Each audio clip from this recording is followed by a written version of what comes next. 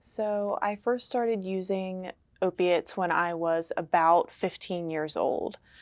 So it was between 8th grade and ninth grade, I think, that I first got introduced to prescription pills. The first time I did it, I just took it, and then I moved to snorting it, and I snorted pills for a couple of years, and then around the time I was 18, maybe 19, I started shooting pills. And I think that I did that for a couple more years before moving on to heroin.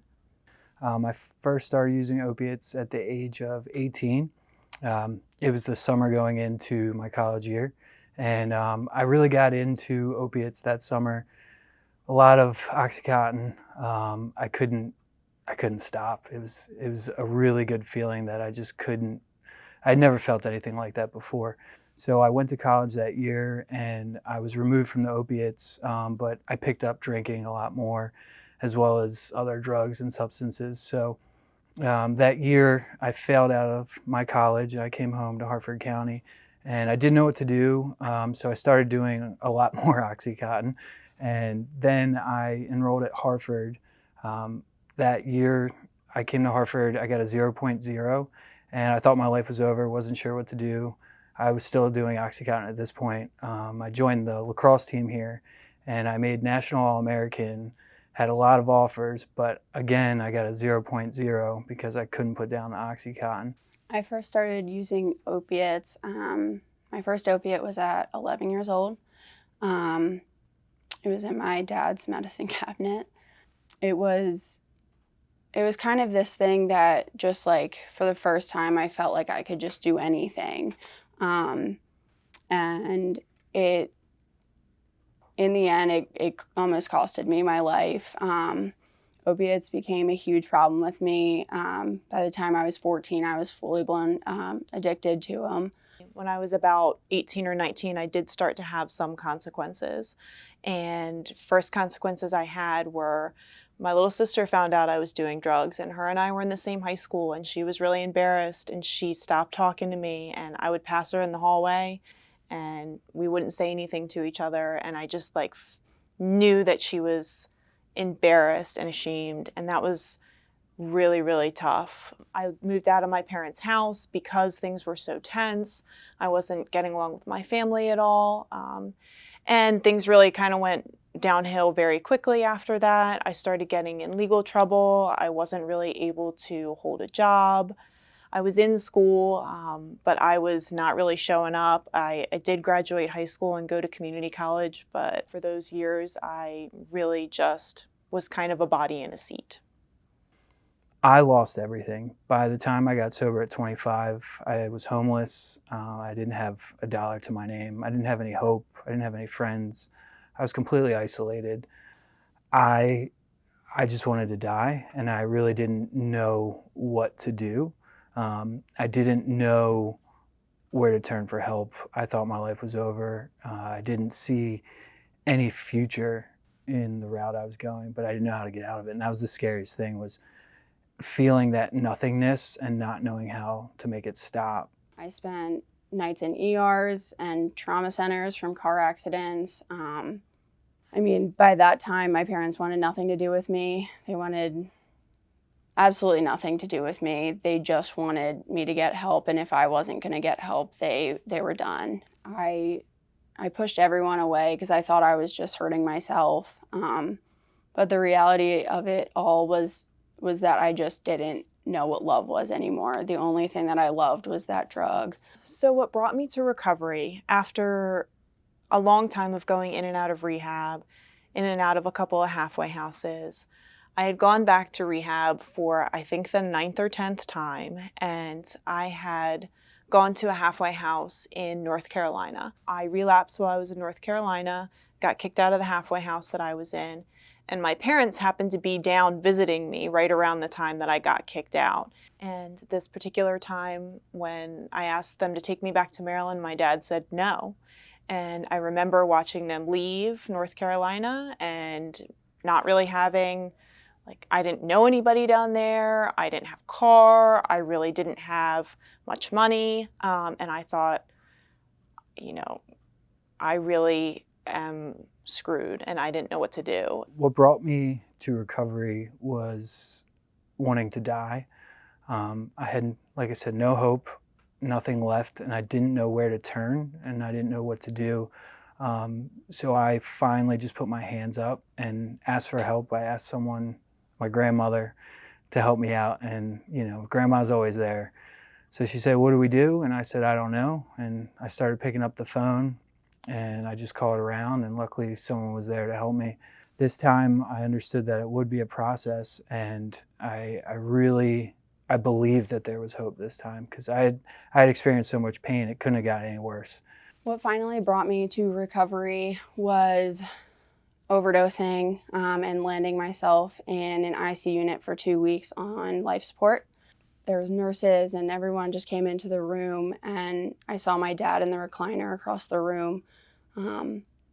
And seeing him for the first time, like through everything, he just started crying. And for me, it still wasn't enough, right? So I spent the next week in that hospital, and the doctor came in. He worked there for 38 years, and he said, "I've never seen a case as bad as yours. If you don't get help, you're going to die within the next month." I come from the Office of Drug Control Policy from Harford County, but I bring a couple different things here today. The biggest thing is I had a child that I lost due to an overdose in 2015. His drug addiction started in 2010 after he was prescribed pain medication from being in a car accident. And after he did that, he was hooked on the pills because the fact that they made him feel better. And the thing of it is that I have been in the medical field for 37 years, riding volunteer fire and EMS, as well as working in a medical office. And I didn't have any clue. So I started educating myself, and in 2015, after he passed away, I started volunteering with the Office of Drug Control Policy. I use a term, especially since I've come to the Office of Drug Control Policy, called the ripple effect. And the ripple effect is just that. When you throw a pebble into a pond, that ripple comes all the way into the shores. And unfortunately, those that have substance abuse disorder think that they are just affecting themselves, when in reality, it affects everyone. It affects their families, it affects their friends, it even affects those that are in society. EMS is finding that they're going back to the same homes over and over and over again.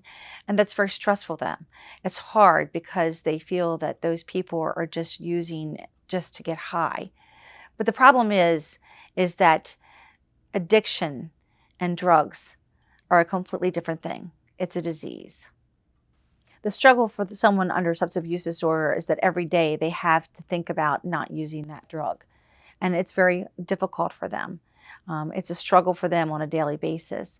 The good thing is that we have the ability to move past that. There is hope now in Harford County and many other counties in the state of Maryland. In Harford County, we have numerous resources that we can reach out to. Unlike many years ago when they were very limited, we have lots of things. ACR is part of that, the Harford Crisis Center, which is now the Klein's Crisis Center. We also have the health department where you can reach out to. The Office of Drug Control Policy can provide resources for anybody who needs help.